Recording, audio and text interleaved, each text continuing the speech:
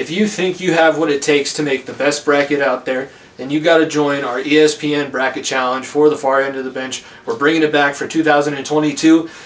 One bracket this time, one bracket entry per person. Once you get signed up, you follow us on all of our social medias at FEOTB Pod. You guys can see, if you're watching on our YouTube or on the Spotify video, you can see the sign in the background. Be sure, follow us there, subscribe to our YouTube channel, sign up, and then when the brackets do come out, make sure you make your picks. Lock in your picks before the tournament starts. And if you win, you have a chance to win a $150 Visa gift card. You'll get bragging rights. You'll get a shout out from us. You might get one of the shirts that we still have hanging around for free. But we'll definitely be giving you guys a $150 Visa gift card for the winner. Whoever has the most correct teams picked in that tournament. The link is pinned currently on our social media at FEOTB Pod, on our Twitter. It was on our story on Instagram. It's also going to be in our bio on Instagram as well. So sign up today. Far End of the Bench 2022. I believe it's Bracket Challenge. If you just search FEOTB 2022 bracket, you guys should be able to find the group, or you can check out the links directly in our bios and a pin to our social media profiles. But get in on the action. Winner walks away with some cheddar this year, and that could be you. $150 could be in your pocket if you know March Madness as well as you think you do. So let's get in it, get on it, get signed up with the Far End of the Bench.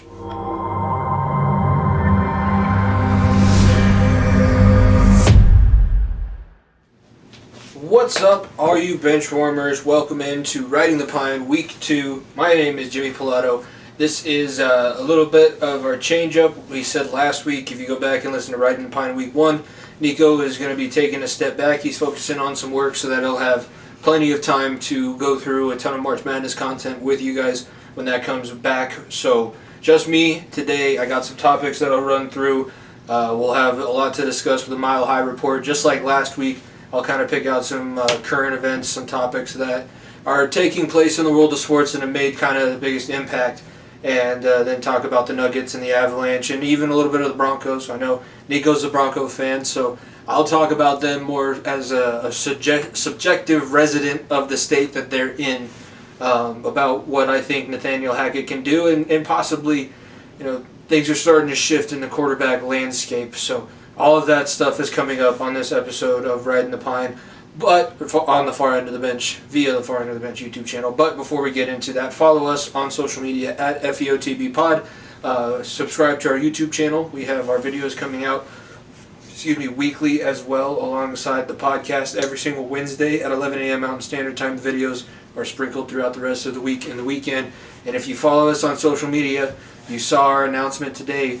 We are repeating our bracket challenge through via the ESPN March Madness app, and you guys will be submitting one bracket.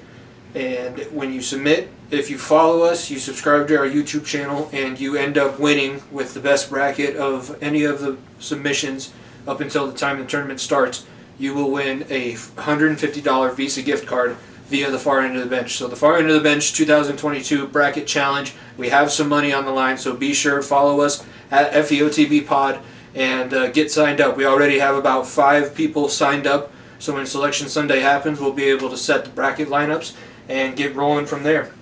Okay, now that that's out of the way, we get to get into our first topic of discussion, and that is the MLB Lockout. We are recording this, it is on March 1st. Today was the supposed deadline set between the MLB and the MLB Players Union. And initially it was 9 a.m. Eastern, so it would have been 7 a.m. Mountain Standard Time where I am. It was pushed to 5 p.m. Eastern, 3 p.m. Mountain Standard Time. No resolution was met, and therefore it's pretty much a certainty. The owners backed up and said if a resolution was not reached by the end of today, by that 5 p.m. deadline, that opening day on April 31st, I believe, is going to be canceled, and they're going to be canceling a good portion of games throughout the beginning of the season. This is problematic, one, because when you cancel games in baseball, the only reason that baseball teams have any kind of money to spend in free agency, it's not a whole bunch of TV revenue, because let's be honest, other than the LA Dodgers, the New York Yankees, the Boston Red Sox, Every now and then the St. Louis Cardinals, but other than a handful of teams, who do you normally see in the national spotlight? It's the teams that have a lot of money. Those are the teams that get TV revenue. Every other ball club relies strictly on the 60 or 82 home games that you get per season.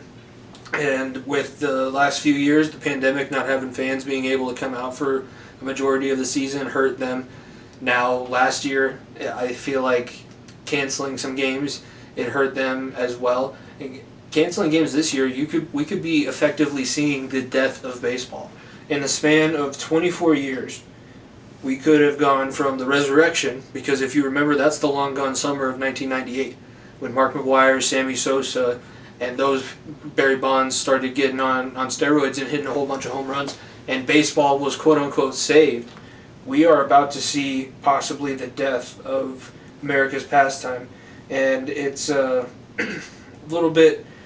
I likened it to Tony Soprano after Uncle Junior shoots him in the stomach, mistakenly, if you watch that show. He's laying there, he's gotten a little bit too big for himself. He's bleeding out on the floor, not able to finish his 911 call. That's where we're at with this MLB lockout situation, where the MLB thought that after that long gone summer they were going to be set forever. They weren't going to have to adapt. They weren't going to have to change anything on how they present the game or anything like that. And now we're seeing them, they've been bleeding out for the past few years since the pandemic, and now with the cancellation of games, who do you know becomes a baseball fan? Who do you know just so happens to pick up their phone and see a baseball highlight and went, wow, yeah, I actually want to see that, or turn on a baseball game on TV? I know that we'll talk about it later with the ratings since this lockout situation for the Denver Nuggets and the Colorado Avalanche.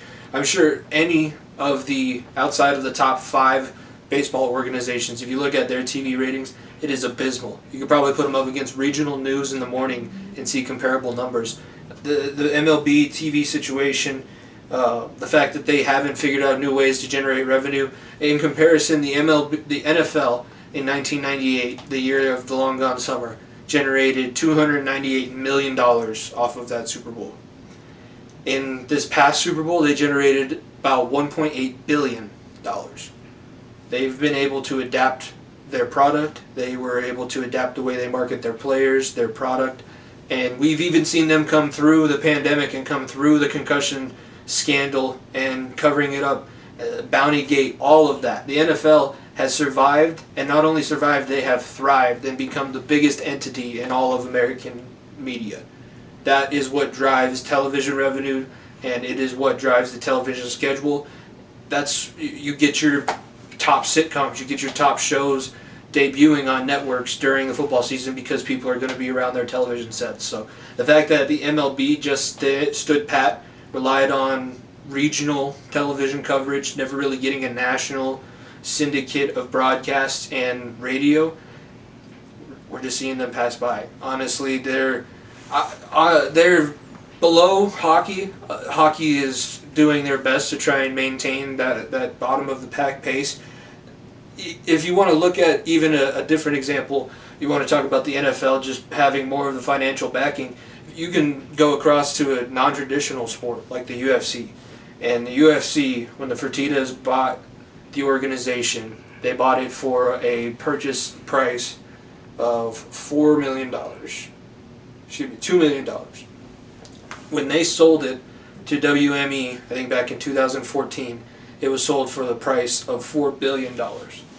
And that is because when you listen to your consumers, when you provide a product that is engaging across platforms, and you use those platforms to actually generate buzz surrounding your content, don't put it behind a paywall, don't make it impossible for your players to have any kind of personality, and don't have your coaches dress up like they're going to actually get called into the game, because I still think the baseball manager wearing a uniform just like the rest of the team is a little bit strange. But yeah, that's where we're at with the MLB labor situation. We knew that there wasn't going to be a resolution reached. The meetings ended over the weekend on Sunday. Their final meeting ended with a fist fight. They were nowhere near getting close to signing a new agreement, getting a new CBA involved. It was foregone conclusion that these games were going to be canceled, and baseball, unless something drastic changes, like Manfart is not going to be the commissioner at some point, that might be the only thing that saves the MLB, is getting new powers that be into the positions that they can activate change. Because right now we're just going to continue to feed a dying resource and continue to bleed out and bleed out and bleed out until we're left with absolutely nothing to do about MLB baseball.